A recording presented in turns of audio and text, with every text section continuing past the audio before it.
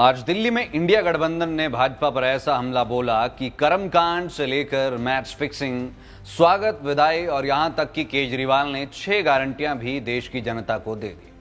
कुल मिलाकर कहे तो आज बहुत कुछ हुआ। प्रियंका गांधी ने मोदी को राम की सीख याद दिलाई और ऐसा हमला बोला जिसका जख्म भाजपा को गहरा लगेगा।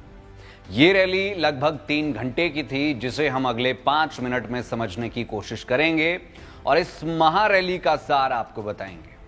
लोकसभा चुनाव से पहले विपक्षी गठबंधन इंडिया की रामलीला मैदान में आज महारैली हुई। महारैली में विपक्षी गठबंधन का नारा था, तानाशाही हटाओ, लोकतंत्र बचाओ। एक एक करके सभी नेता मंच पर आए और अपने अपने मन की बात कही। खास बात यह थी कि मंच पर अरविंद केजरीवाल और हेमंत सोरेन के लिए भी खाली कुर्सियां रखी गई थी। 4 ऐसे नेता थे जिनके पति जेल में हैं, उनकी पत्नियां रैली में शामिल थी, मंच पर आसीन थी। आइए शुरुआत करते हैं अरविंद केजरीवाल की 6 गारंटियों से। आपको ज्ञात है कि केजरीवाल अभी सलाखों के पीछे हैं, तो ऐसे में उनकी पत्नी ने ही मोर्चा संभाला और कहा कि मोदी जी ने मेरे पति को जेल में डाल दिया। क्या प्रधानमंत्री ने यह सही किया? क्या आप मानते हैं कि केजरीवाल एक सच्चे देशभक्त और ईमानदार व्यक्ति हैं? क्या केजरीवाल जी को इस्तीफा देना चाहिए? आपके केजरीवाल शेर है, ये ज्यादा दिन तक आपको जेल में नहीं रख पाएंगे। ये केजरीवाल की पत्नी के शब्द थे। आगे उन्होंने कहा कि यदि आप सब इंडिया गठबंधन को मौका देते हैं तो हम सब मिलकर महान राष्ट्र का निर्माण करेंगे। केवल नाम में इंडिया गठबंधन नहीं है, बल्कि दिल में इंडिया है। मैं यानी कि अरविंद केजरीवाल की तरफ से इंडिया गठबंधन की ओर से 140 करोड़ भारतवासियों को 6 गारंटी देता हूं। पहली, पूरे देश में 24 घंटे बिजली का इंतजाम करेंगे। दूसरी, पूरे देश के गरीबों को फ्री बिजली करेंगे। तीसरी, हम हर गांव हर मोहल्ले में शानदार सरकारी स्कूल बनेगा। चौथी, हर गांव में मोहल्ला क्लिनिक बनाए जाएंगे, फ्री इलाज की व्यवस्था प्रोवाइड करवाई जाएगी। पांचवी, किसानों को स्वामीनाथन आयोग के मुताबिक एमएसपी पर फसलों की कीमतें दिलवाई जाएंगी। छठवीं गारंटी, दिल्ली वासियों को उनका हक दिलाएंगे, दिल्ली को पूर्ण राज्य का दर्जा दिलवाएंगे। यह ऐलान करने से पहले मैंने, यानी ये अरविंद केजरीवाल के उससे पढ़ रहे हैं, की साइड से पढ़ रहे हैं कि मैंने इंडिया गठबंधन के साथियों से उनकी अनुमति नहीं ली, लेकिन उम्मीद है कि किसी को इस पर आपत्ति नहीं होगी। यह गारंटी हम अगले 5 वर्ष में पूरी करेंगे। गारंटियों के बाद यदि राहुल गांधी के शब्दों पर आए तो उन्होंने भी कमी नहीं रखी। उनका कहना था कि आजकल आईपीएल के मैचेस चल रहे हैं, आप सबने मैच फिक्सिंग शब्द सुना होगा।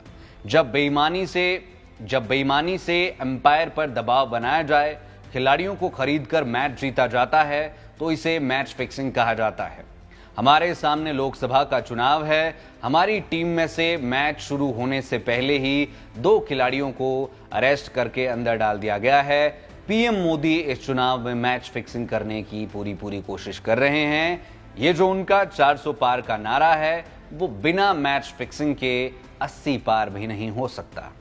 राहुल गांधी ने हमला बोलते हुए कहा कि हिंदुस्तान के संविधान को हिंदुस्तान की गरीब जनता के हाथ से छीनने के लिए ये मैच फिक्सिंग की जा रही है। जिस दिन ये संविधान खत्म हो गया, उस दिन ये हिंदुस्तान नहीं बचेगा। राहुल गांधी ने कांग्रेस के फ्रीज हुए खातों का भी जिक्र कर मोदी पर हमला बोला। 2 मुख्यमंत्रियों को ठीक चुनावों से पहले जेल में डालने वाली बात पर सवाल पूछा कि क्या चुनाव सच में ऐसे होते हैं। चुनावों पर ही राहुल गांधी ने सवालिया निशान खड़े कर दिए। उन्होंने कहा कि आखिर क्यों चुनावों से पहले 2 मुख्यमंत्रियों को गिरफ्तार किया गया और क्यों कांग्रेस के बैंक खातों को बंद करवा दिया गया। इसके पीछे क्या साजिश है? बेरोजगारी पर हमला बोलते हुए राहुल गांधी ने आंकड़ों को गिनवाया। इसके बाद बहुत सी बातें उन्होंने कही, लेकिन अब आगे चलते हैं।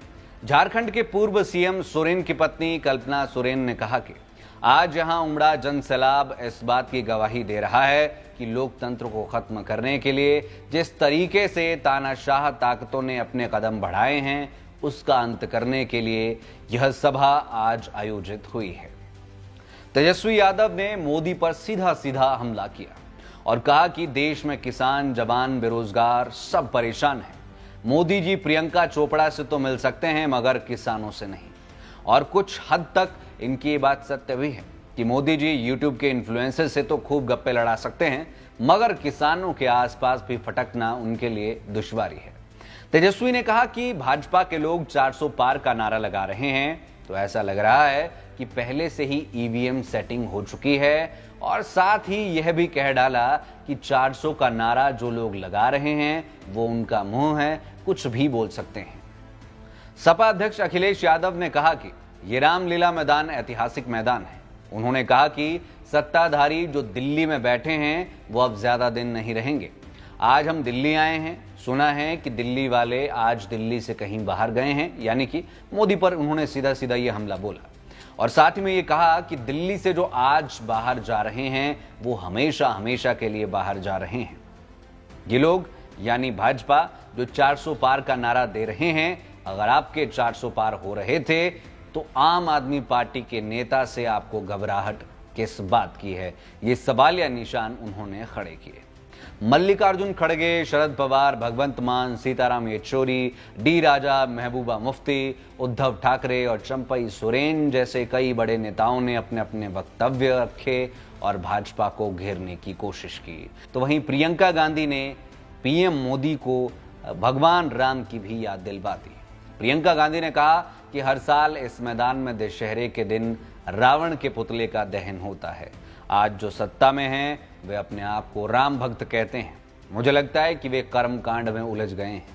मैं आज उन्हें ये याद दिलाना चाहती हूं कि वो हजारों वर्ष पुरानी गाथा क्या थी। भगवान राम जब सत्य के लिए लड़े तो उनके पास सत्ता नहीं थी, उनके पास संसाधन नहीं थे, उनके पास तो रथ भी नहीं था। संसाधन रावण के पास थे।